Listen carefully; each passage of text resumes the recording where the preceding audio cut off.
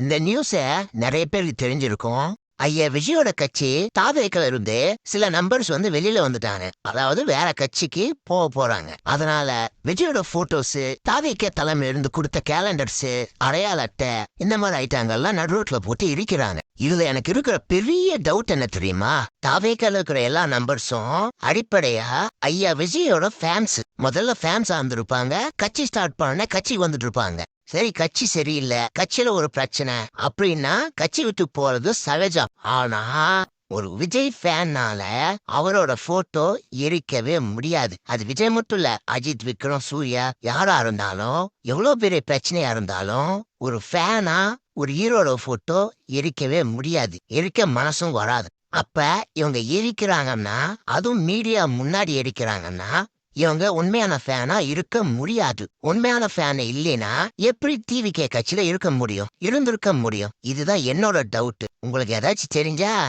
கமெண்ட்ல சொல்லுங்க.